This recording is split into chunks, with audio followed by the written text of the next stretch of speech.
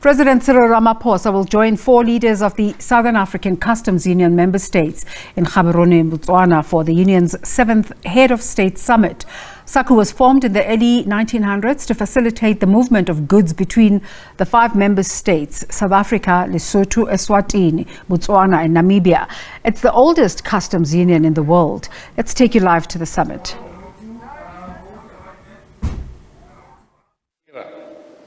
Within a noticeable short space of time, human lives were lost, livelihoods altered, our economies and cross-border logistics and supply chain management that facilitates the movement of essential supplies disrupted to such magnitudes that the socioeconomic ills that we're battling with were all aggravated by this pandemic.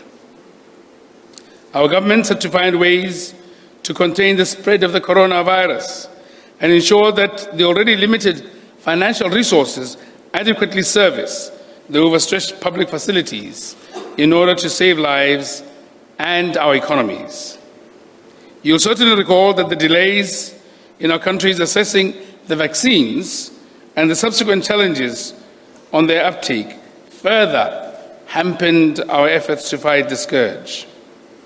While we're slowly getting to normalizing living with COVID-19, we need to reflect on the lessons learned from this pandemic.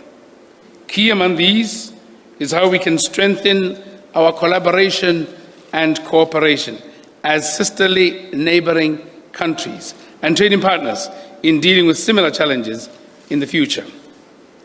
In addition to the efforts aimed at reviving our economies, of critical importance is also how we can make our economies to be more resilient when faced with the prospect of similar crises in the future. I must hasten to acknowledge and commend the Secretariat for ensuring that it continued to execute its work and facilitate the meetings of the institutions of SACU, even at the height of the pandemic. This is attributable to the Secretariat having adopted and invested significantly in information and communication technology infrastructure, which enabled the officials at the Secretariat to transition to work virtually without major disruption. This was certainly a good return on our investment. Thank you, Madam ES and team. Guided by our aspiration of regional industrial development, we need to take lessons from what we could have done differently to inform what we do going forward. This will enable us to efficiently harness our limited resources to implement our post-COVID economic recovery plans. As members of a customs union, stronger regulatory and administrative collaboration can only aid us in responding in a coordinated manner to facilitate the seamless movement of goods within the common customs area. It is only through mutual partnerships that our people and traders can derive the maximum benefit from what SACU aims to achieve. Your Excellencies, with regard to developments on the economic front, which impact our economies, you'd be aware that in January 2022, there was some optimism that the global economy would continue the positive trajectory and record a growth of 4.4%, lower than the 6.1% in 2021.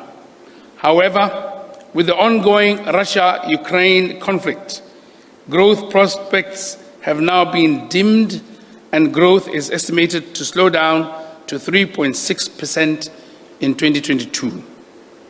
You'll certainly agree with me that the Russia-Ukraine conflict has worsened the already depressed economy due to the impact of COVID-19 pandemic.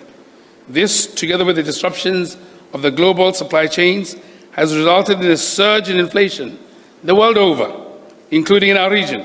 The surge in inflation, especially for food and energy, remains a present global risk, which is hurting consumers and wearing down their purchasing power.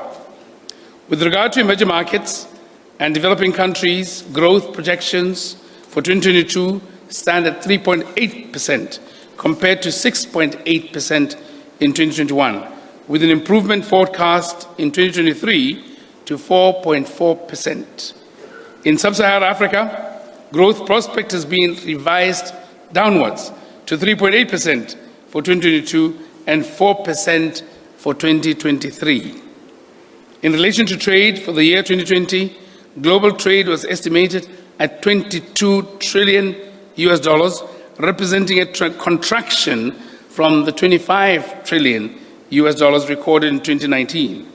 This, however, rebounded in 2021 by more than $6 trillion, reaching $28 trillion and is projected to decline in 2022.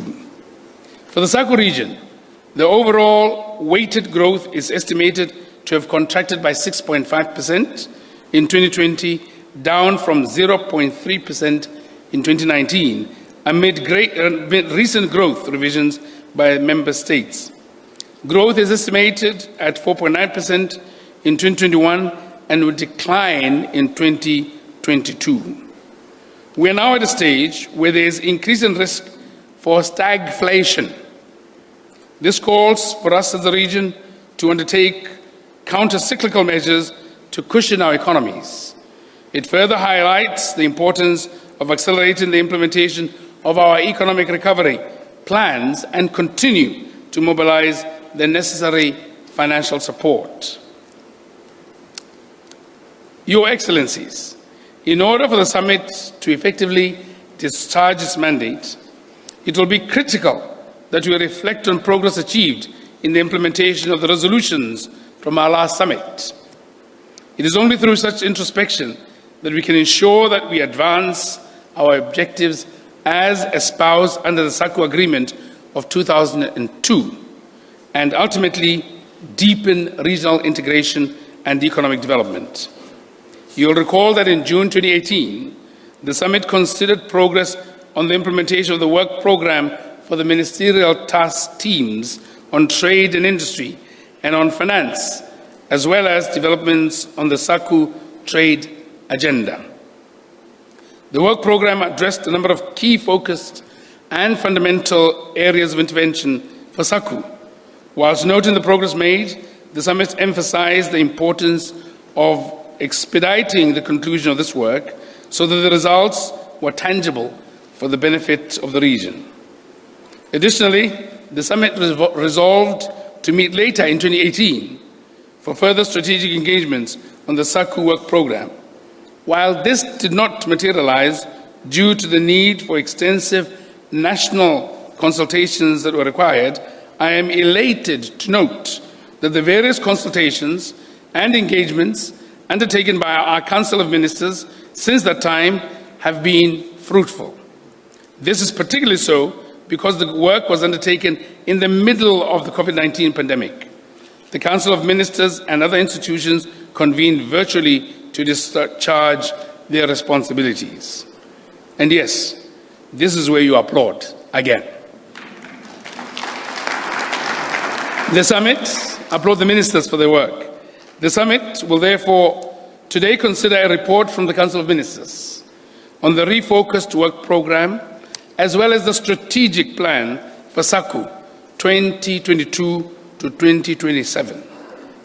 We commend the honourable ministers and their officials in advance for the tireless efforts in developing these key documents. I am reliably informed that the refocused work program reaffirms the decision of the third summit to prioritize industrialization as SACU's overarching objective. This will be attained through 4 distinct priorities, namely, A, the development of regional value chains, investment attraction and export promotion, B, financing for industrialization, C, trade facilitation and logistics, as well as D, the implementation of the African Continental Free Trade Area. It is gratifying that the 5 SACU states were able to reach consensus on such critical aspects that will help propel our economies, considering the different levels of economic development. It is my earnest belief that all aspects of the SACU agenda and key frameworks were considered in the formulation of this work program to ensure that its implementation is mutually beneficial and a success. As you may recall, SACU recently successfully hosted its first ever ministerial investment roundtable, as referred to by the ES, on the 12th and 13th April 2022, right here in Gaborone, Botswana, in this room, under the theme, Positioning SACU as an Industrial Investment, Manufacturing and Innovation Hub for the African continent and beyond. The roundtable forms part of the key deliverables in the broader SACU industrialization, export and investment promotion and trade facilitation and logistics program. Equally, we welcome the development of the strategic plan for SACU. This provides a good roadmap and framework for SACU's development and progression over the next 5 years. Through this document, SACU has a plan that outlines the strategic pillars that will inform its actions over the implementation period and responses to emerging international, continental, and regional opportunities and challenges. It is therefore a critical tool to guide SACU's interventions in achieving its vision and mission, which have been reaffirmed in the strategic plan, as well as our founding objectives contained in the SACU Agreement of 2002. Your Excellencies, as we continue to implement our trade agenda as a bloc, we need to commit ourselves to ensure that SACU fully benefits from the market opportunities created under trade agreements concluded with third parties. This can be achieved by a balance of the different interests and levels of development of the SACU member states in the outcomes. In this regard, it is critical to successfully implement the AfCFTA, EU SADC Economic Partnership Agreement, SACU Mozambique and United Kingdom Economic Partnership Agreement, SACU EFTA Free Trade Agreement, and the SACU Mercosur Preferential Trade Agreement. All these agreements present an opportunity for the SACU region to diversify its exports as well as deepen integration for the economic development of our nations. In addition, while acknowledging that the SACU Agreement of 2002 only focused on trade in goods, it is increasingly becoming evident that for the region to prosper, SACU should also evolve. This requires that we develop and coordinate SACU positions on the emerging trade-related areas such as investment, intellectual property rights, competition, and e-commerce. This will assist us in harnessing opportunities that can accelerate the industrialization process of the SACU economies. On behalf of members of the summit, we look forward to receiving the report from the Council of Ministers for our consideration. Once again, we commend you, Honourable Ministers, for this laudable achievement.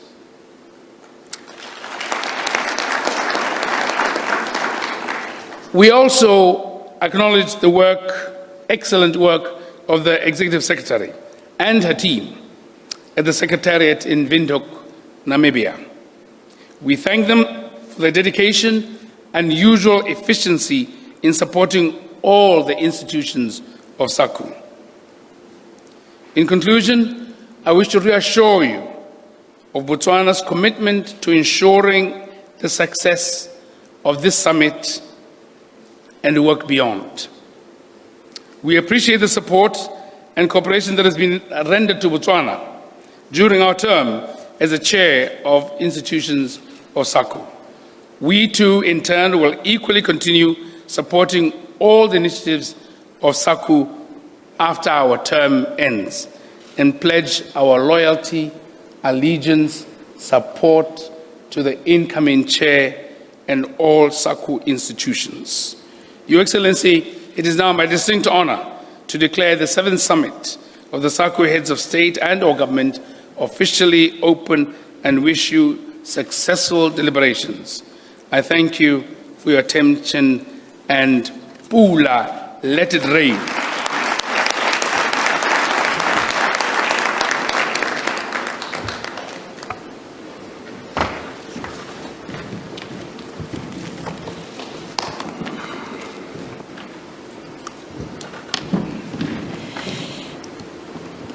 Your Excellencies, distinguished guests, ladies and gentlemen, we have come to the end of the official opening ceremony.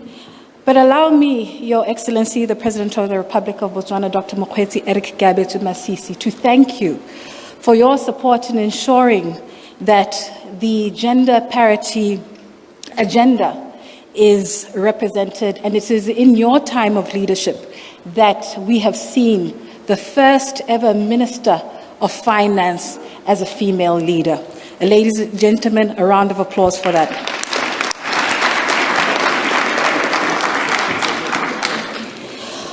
On this note, I'd like to invite you to rise as we see the heads of state or government of the SACU summit exit for a photo shoot. Ladies and gentlemen, you are requested to remain in the hall and be seated, and more information will be provided to you. Thank you.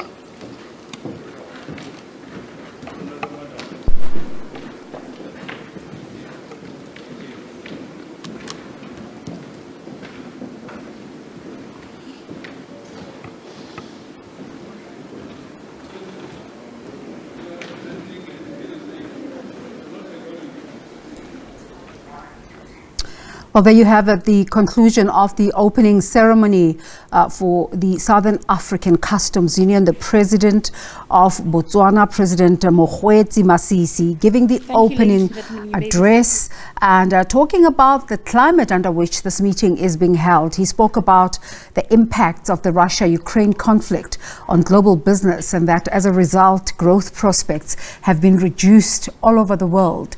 He says there's increasing risk for stagflation, sometimes called that ugly word for an ugly situation, the combination of economic stagflation and inflation.